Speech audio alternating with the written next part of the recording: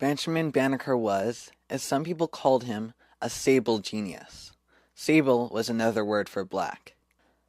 He did many things, including creating a clock, predicting an eclipse, publishing an almanac, and surveying Washington, all as a free black in colonial America. His accomplishments enabled him to be a symbol for the abolitionist movement because he proved that the African race was not mentally inferior. But to understand Banneker, you have to understand his roots.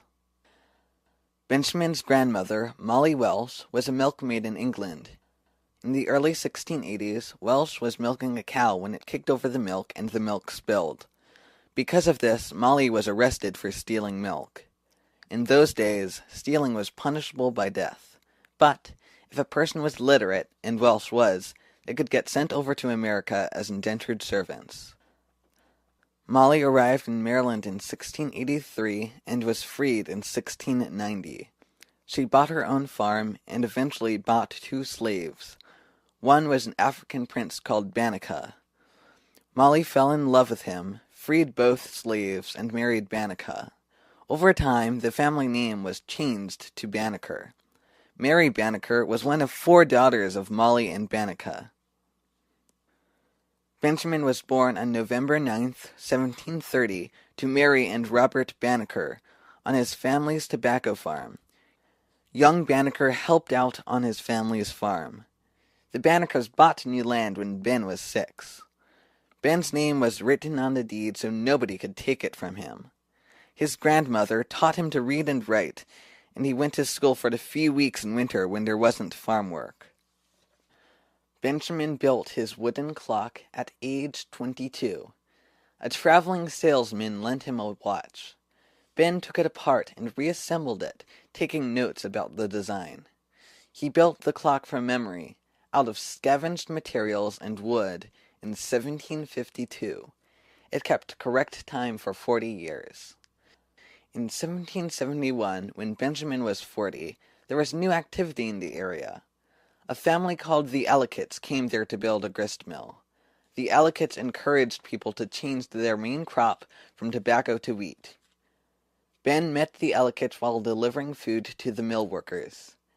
Benjamin quickly became friends with the intellectual Ellicotts, especially George Ellicott, a young amateur astronomer. George Ellicott introduced Ben to astronomy. George would set up his telescope, and he would have stargazing parties. And to hear it tell you, Benjamin couldn't be torn away from the telescope. George lent Benjamin a study table, drafting instruments, a telescope, and 4 textbooks on astronomy, and then left on a business trip. Benjamin taught himself astronomy and logarithms, and even predicted a solar eclipse. Benjamin Banneker wanted to publish an almanac. He was certainly capable of doing the calculations.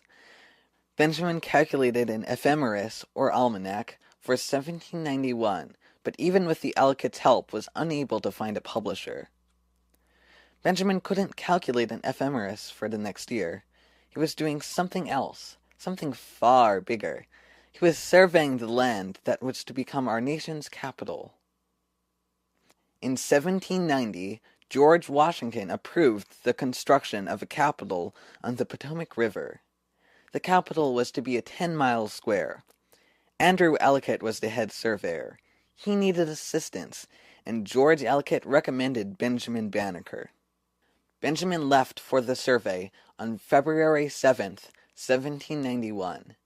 Benjamin assisted in surveying the boundaries of the city. He maintained the scientific instruments, including an astronomical clock. He even got to attend a meeting with the other people involved in the survey. He left the project in April 1791, when the survey was complete. Benjamin completed an ephemeris for 1792 and sent it to publishers. He also sent a letter to Thomas Jefferson with a copy of the ephemeris. This letter urged Jefferson to abolish slavery and called him a hypocrite because he owned slaves. Benjamin's demonstrated abilities directly refuted what Secretary of State Thomas Jefferson asserted in his notes on the state of Virginia, and that was that slavery was legitimate because of the mental inferiority of the African race. And so Benjamin wrote one of the first letters of formal protest against the United States government with himself as an example of the ability of the African race, and he enclosed his almanac as the proofs therein. In this way, Benjamin gained attention for his almanac and also for the abolitionist cause. How pitiable it is to reflect that although you were so fully convinced of the benevolence of the Father of mankind, and of his equal and impartial distribution of these rights and privileges which he hath conferred upon them, that you should at the same time counteract his mercies, in detaining, by fraud and violence, so numerous a part of my brethren, under groaning captivity and cruel oppression, that you should at the same time be found guilty of that most criminal act, which you so professedly detested in others, with respect to yourself. Thomas Jefferson replied, "Nobody wishes more than I do to see such proofs as you exhibit, that nature hath given to our black brethren talents equal to those of the other colors of men, and that the appearance of the want of them is owing merely to the degraded condition of their existence, both in Africa and America." Benjamin's 1792 almanac was published in Philadelphia and Baltimore. It quickly sold out. Because of his successes, Banneker became a symbol for the abolitionist movement. This was a turning point in history. And so in this way, he really became a figure of the abolitionist movement. Almost unintentionally, that his work on the almanacs was picked up by the Friends group, and they wanted to raise him up as an example of the African race. The 1793 edition included a copy of the letters that Banneker sent and received. His almanacs were published from 1792 to 1797. Benjamin sold his land to the Alcotts after trouble with tenants. He still lived there. He was known for walking these grounds every morning, and on the morning that he died, he met a friend. They had a conversation, and he said that he didn't feel very well, so he was going to go home and lay down, which he did, and he never woke up again. He passed away at the age of 74. After, everything that was lent to him by George was given back, as well as a few other things. He left his Bible and his mattress, which contained money, to his sister. During his funeral, his house burned down.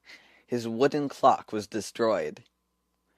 Benjamin Banneker made a wooden clock, created a highly successful almanac, corresponded with Thomas Jefferson, predicted a solar eclipse, surveyed Washington, D.C., and thus became a symbol and a turning point for the abolitionist movement. What more proof do you need? Benjamin Banneker was truly the Sable genius.